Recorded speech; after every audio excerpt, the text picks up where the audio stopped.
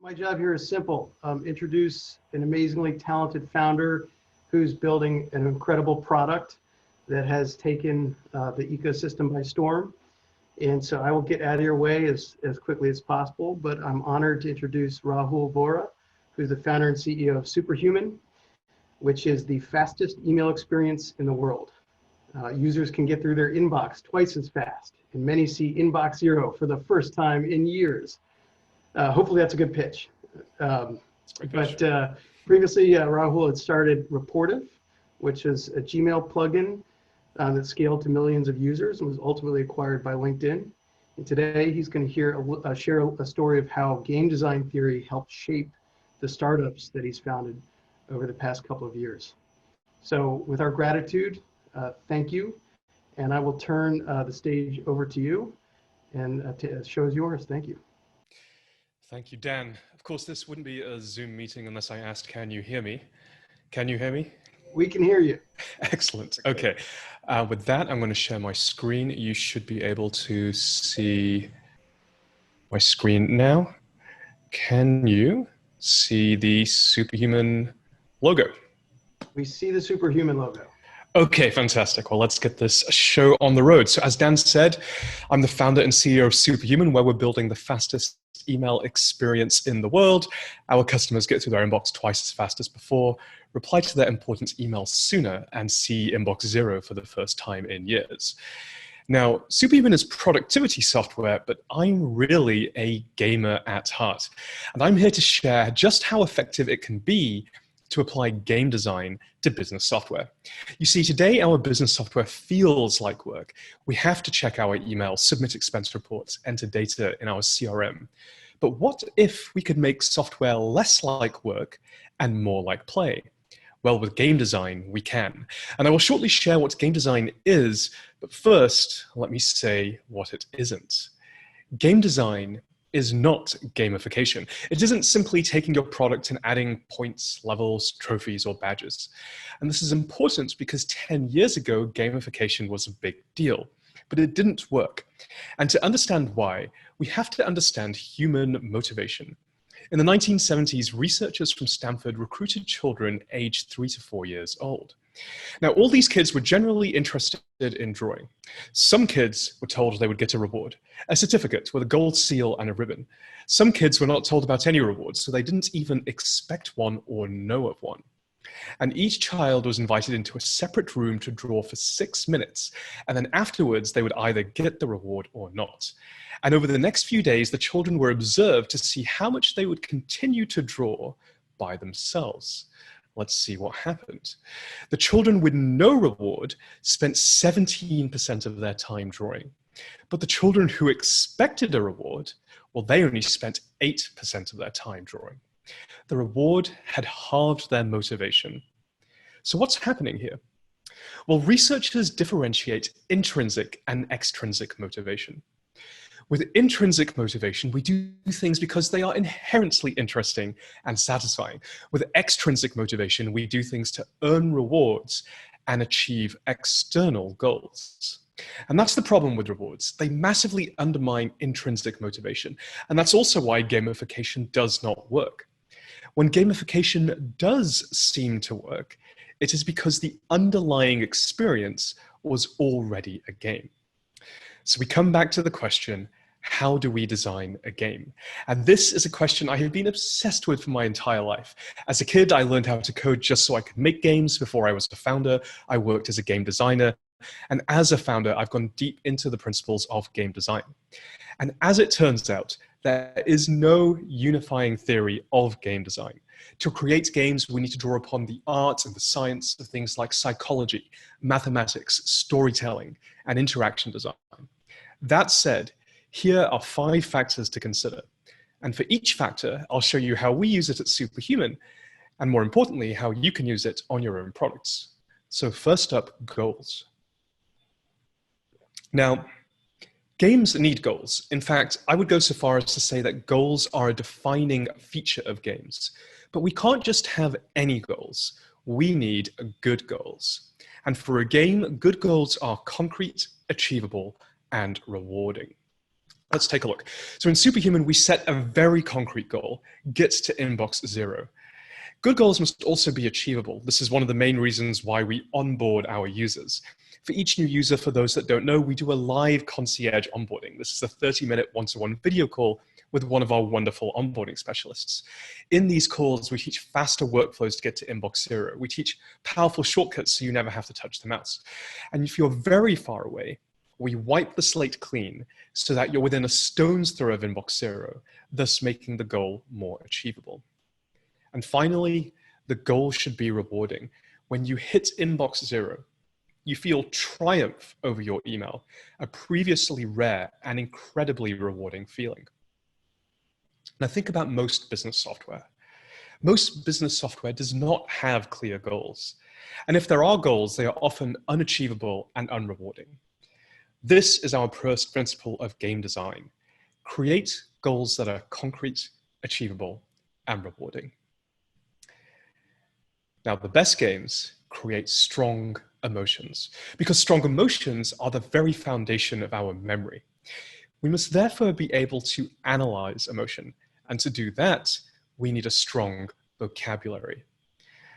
There are many models of human emotions. Some of us may be familiar with this one. The most famous is Plutchik's wheel. Opposite emotions are across from each other. For example, joy is the opposite of grief. And you can blend adjacent emotions to create more complex feelings. For example, when you combine joy and anticipation, you get optimism. When you combine joy and trust, you get love. But as game designers, we actually need a much richer vocabulary than academia so far provides. The emotions we are aiming for are much, much more nuanced. This is the most useful model that I have found. This is by the Hunto Institute for Entrepreneurial Learning. It contains the subtleties that we as game designers need to think about. At Superhuman, we care deeply about joy. We design for enthusiasm and excitement. Our users come to us super excited. We design for optimism and hopefulness. Our users want Superhuman to improve their lives. We design for pride and triumph. For when you hit inbox 0, especially if it's the first time in years, you rightly feel like you accomplished something special. And when you do hit inbox 0, we show you stunning and gorgeous imagery. We do this to widen our emotional repertoire beyond joy into love and surprise. And we pick images that are peaceful and tranquil, that creates a sense of longing and sentimentality, that even amaze and inspire a sense of awe. Now, you can also use the wheel to find emotions to remove. Users often come to us with very negative feelings about their email. Let's take a look. They can feel helpless, anxious, annoyed, guilty, even powerless. And together, these bring us to our second principle of game design: design for nuanced emotions. Precisely which emotions do you want? Which do you want to avoid? You can use the wheel as your guide. Controls can be one of the main reasons why a game succeeds.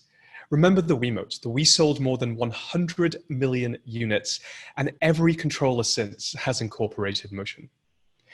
But games require much more robust controls than we make for business software. Imagine you're playing a game like Street Fighter. It would be incredibly frustrating if some inputs were dropped and your character flopped around and then died. And yet that is how business software works today. Let's say I want to email my co-founder Conrad.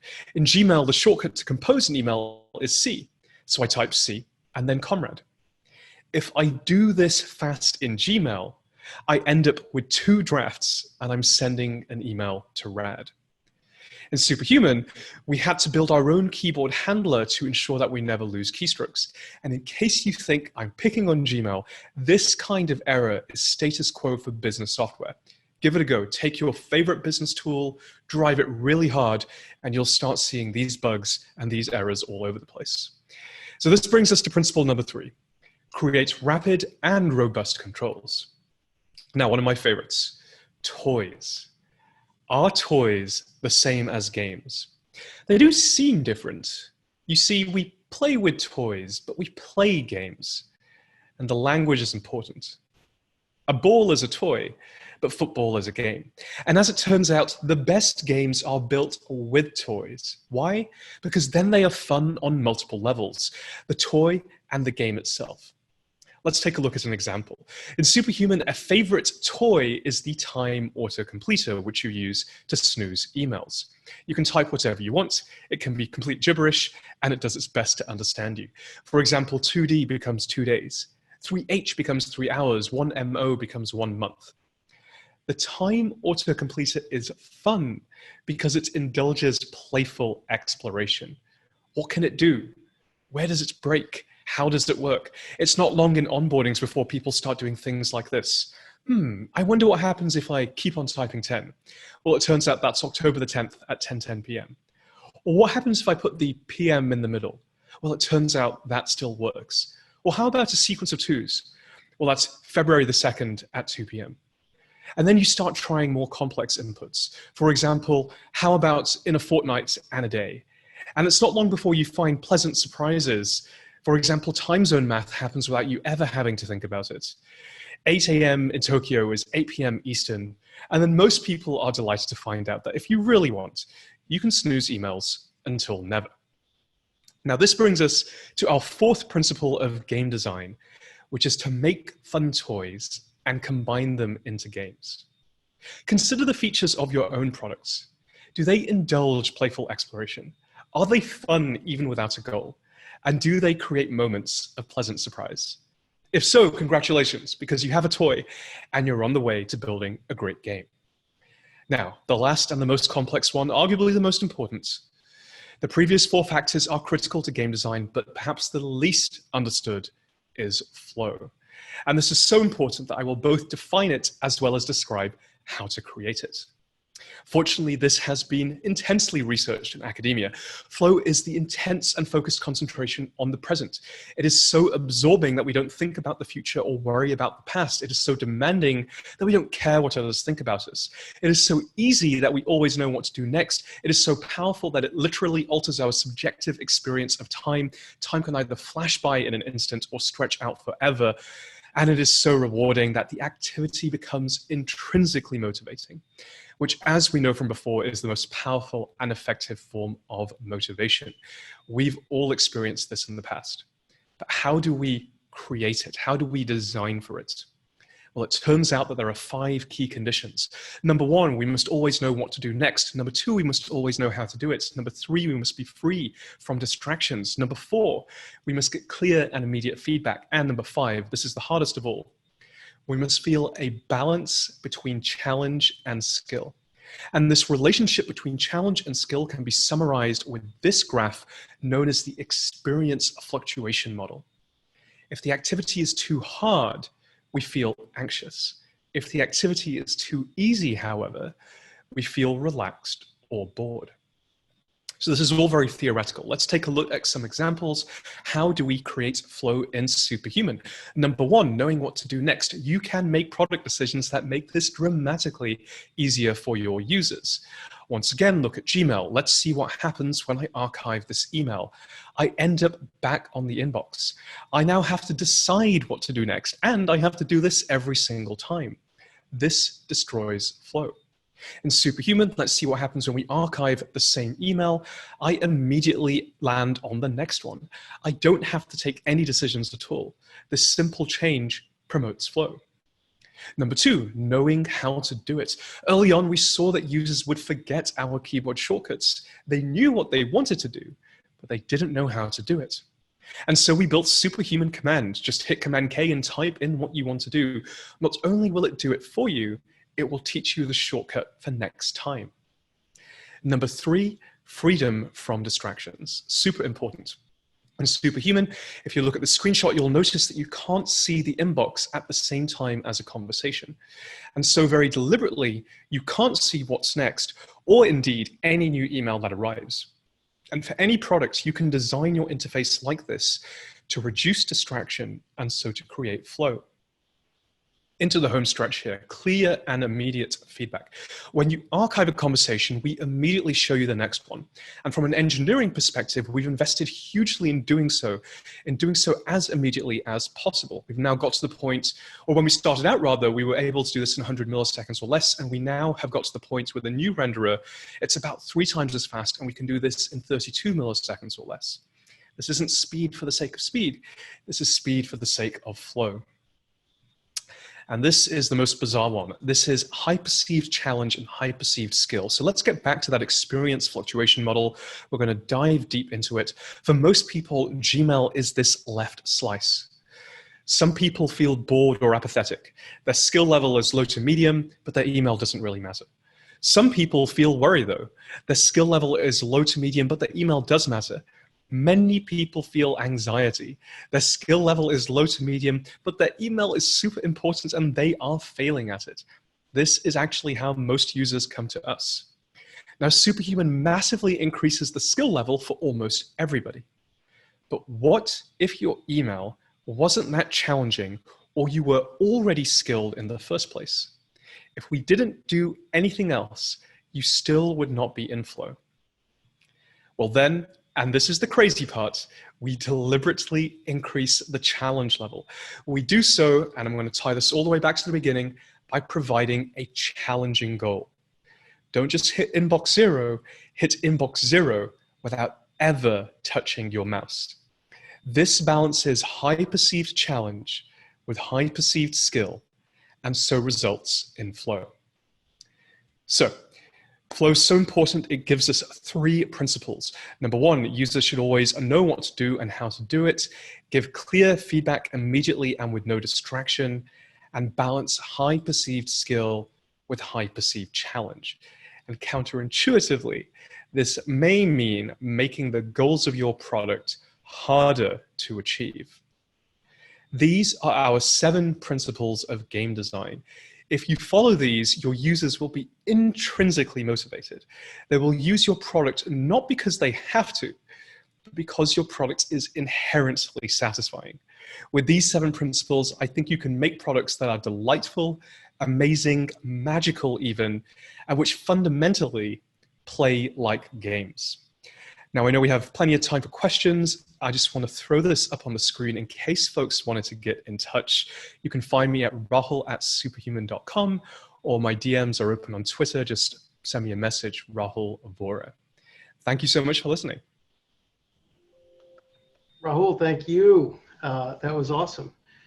So excited to have a couple minutes for Q&A here, and brave of you to share your email address publicly. I guess you're gonna dog food the product and keep the inbox at 0. But a couple of questions for me to kick things off. Number 1, I'm curious, you use game design principles to design business software. Are you yourself a gamer?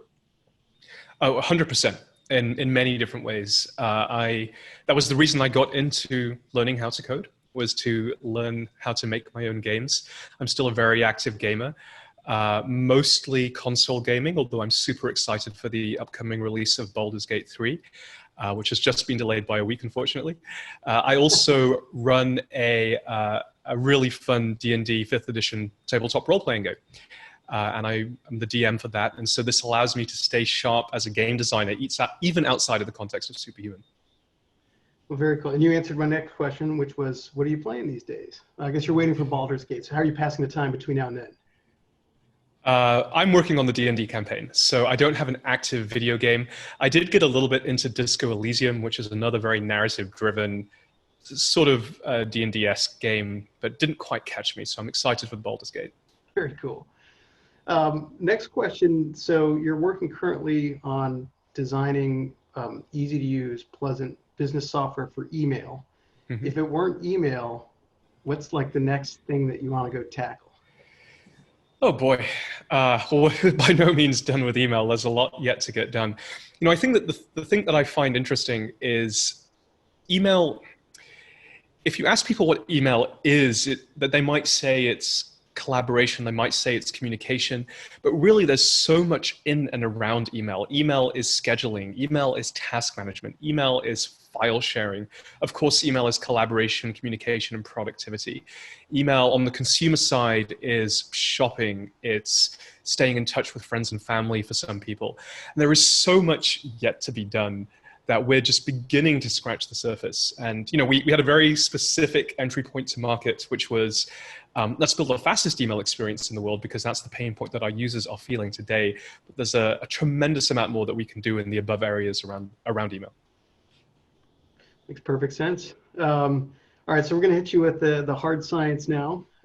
So question from the crowd is your opinion on dopamine versus oxytocin triggering. So I'm not an expert, so I'm reading what you hear on the Q&A panel.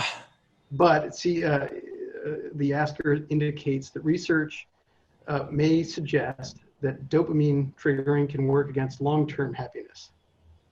Do you have any opinion on that question? Oh boy. Okay. So struggling to. Sorry, I'm going in and out of focus here. My hand is here. Yeah. Okay. There we go. Okay. So dopamine versus oxytocin, long-term versus short-term. I think this comes back to homeostasis, right? If you want the scientific answer. For any chemical, if you have an elevated level of that chemical for a prolonged period of time, the response to that chemical goes down. This is seen with almost any hormone that you can think of. And so I think we know what the effects of dopamine are, we know what the effects of oxytocin are. Exposure to either of them at a high level for a long period of time would, from the simple principle of homeostasis, surely reduce the efficacy of them. I think they have it's really interesting. I haven't ever analyzed any design I've ever been involved with along these axes. So I find the question fascinating. It's sort of, what you could potentially do is go back to the emotion wheel that I put up, and sort of segment it off into, it would probably be maybe 7 or 8 different segments, and like, what is the hormone behind it, right? There's like this fight or flight response. There's going to be adrenaline, there's going to be noradrenaline, there's going to be all kinds of other ones. It would be a really interesting layer to put onto that wheel. But tying it back to the question specifically, look, I think long-term happiness is much harder than anything we've discussed today. It really comes to finding a sense of purpose and feeling like you have agency towards achieving that sense of purpose. And that goes well beyond designing software like it's a game. That's awesome. Thank you. So switching gears a little bit, a question from the audience that I'm going to rephrase just a little bit, but it's something that I know a lot of founders in our network think about and talk about a lot, and it's around product prioritization. Mm-hmm. So I imagine you're getting ideas thrown at you from every direction, from customers, from your investors, from your friends. You're coming up with ideas all the time. What process do you go through to sort of rank order those and prioritize and choose which ones to do next? Yeah, great question. So for folks who haven't read it, I'd highly, highly recommend checking out my piece on product market fit. This is in first round review. What I can do, Dan, is I can send around the link later, and maybe we can share it with the audience. In summary, it is a way of balancing the two forces that will be present in any team. So some teams will be very vision-driven. Got out of focus again. There we go.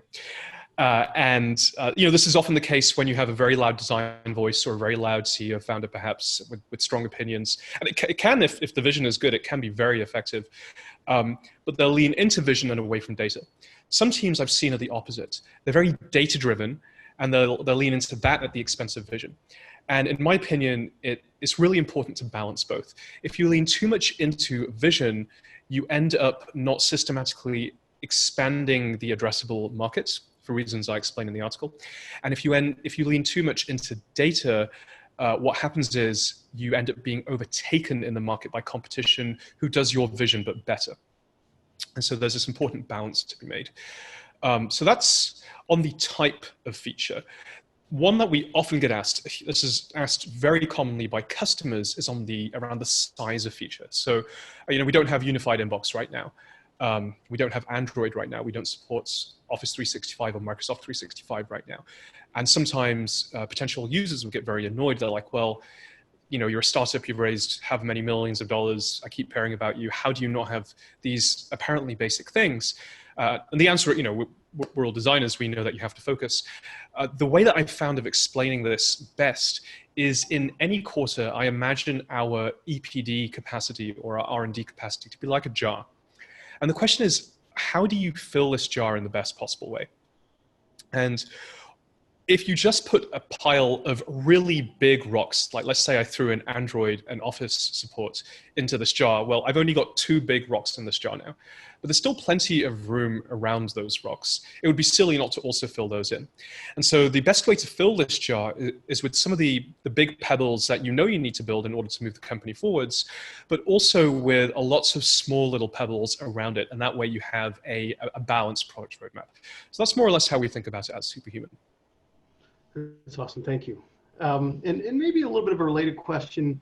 I think historically a lot of products that begin consumer subscription and focus on an individual user eventually get pulled into being more of a business product or an enterprise product. And those are very different types of customers. There is software out there that can effectively service all 3 types of audiences. But I'm just curious if you're getting that pull, how do you anchor around who your customer is and who is that customer? Great question. So we're just going through this transition ourselves. Let me see what I can share that's useful. So it was the plan all along for us. I think there's a difference if it happens without you being aware of it happening or without you desiring it to happen, and when you are aware and when you do desire it. In our case, it is happening and it is desirable because it's what we wanted. So that's one thing. The second thing is it's important to segment on the type of company. And very simply, you can do this by industry or size. So for example, some of our largest accounts in terms of how many seats we have will be companies like, I'll just name 2. So Uber, we have a lot of seats there. Brex, we have a lot of seats there. We're in the process of having these conversations, but one might imagine it's much easier to do the enterprise sale at a company like Brex, where we already have expense permission and anyone who wants Superhuman can use it, compared to Uber, where you can imagine that there'll be much more of hoops, as there should be, to step through in terms of security, legal, and compliance. And so one of the ways that we're approaching this is segmenting it in terms of size of company. And you can also do the same on industry. There'll be companies like industries rather like fintech or healthcare, where there are significantly higher compliance requirements. Right. Makes sense. And I guess last question, there may be 1 or 2 others that flow in through the chat, but I'm curious, when you build your team, what are the attributes or the qualities that you look for in team members, and how do you interview for those? Oh boy, okay, yeah. We have a long answer for this. I'll give you the short one. So for us, this comes down to the company values. Now, company values are a thing that I think most startups get I wouldn't say wrong, but they don't do a great job at identifying them.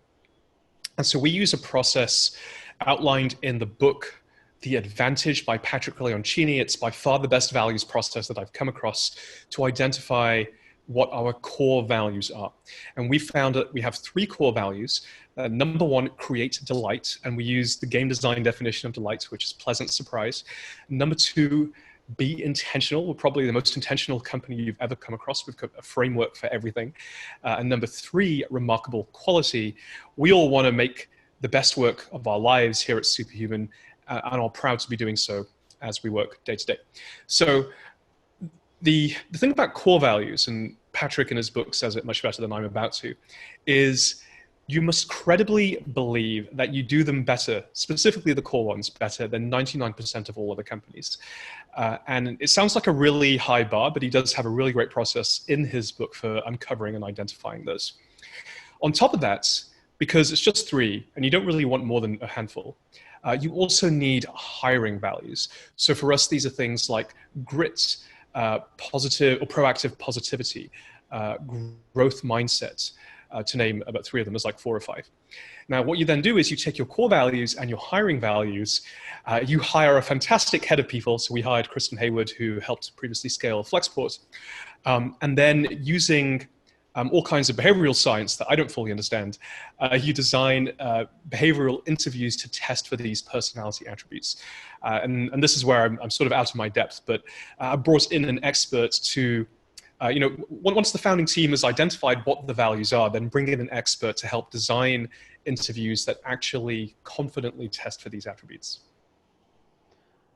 That is awesome. And can you just repeat the name of the book? Oh, Jack just shared it in the chat. We're in great shape. Yep, that's the right one. All right, we got the right book. All right, we'll close out with one last quasi-provocative question posed in the chat. What do you say to those that believe email is a fundamentally broken paradigm? So should email exist or should it not? Yeah, great question. I clearly think it should, and there are some reasons why it has withstood the test of time, despite people saying this for every year for the last 30, 40 years. And one of the most fundamental things is set aside its power as a point of communication or a point of collaboration. It is the default mode of identity in Western organizations. The first thing that you get when you join any company is your email address.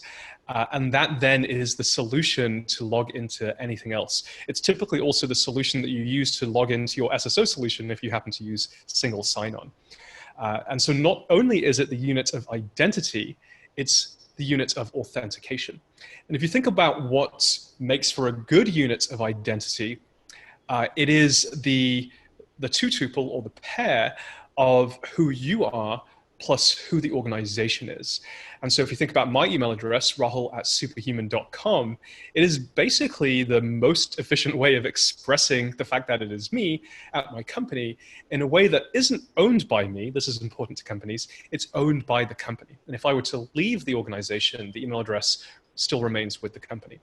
And so that's why I think, now if someone were to counter argue, they would say, but Rahul, you're making an argument for email addresses, not email, which would be the astute counterpoint, to which I would say, absolutely. The thing that has longevity here is the email address. Now, what email actually is, and always will be, undergoing dramatic change. So there's been just so much innovation in the space of email, not just from Superhuman, but by a lot of our peers as well. And so what I think will happen is we will see what email is dramatically change over the course of the next few years. We're already seeing, for example, that email is tending towards chat. A good 30 to 50% of emails sent are one-liners at this point. But email addresses are here to stay. And before we wrap, actually, because I see a bunch of pings in the Zoom chat, folks asking for access to Superhuman. So we do have a waitlist. There's over 350,000 people on the waitlist. But what I can share for the community here today is if anyone would like access, I would be more than happy to skip you to the front of the line. So just drop me an email if it's of interest to you, rahul@superhuman.com. We're not on Android yet. We're not on Office 365 yet. But if you use Gmail or G Suite and you're on an iOS device and you want access to Superhuman, let me know and I can help make that happen. That's amazing. Thank you very much for both the generous offer to the design-driven community and for joining us and sharing all these insights. What a terrific talk. And I'll just pop my email here for those who missed it. There you go. Amazing.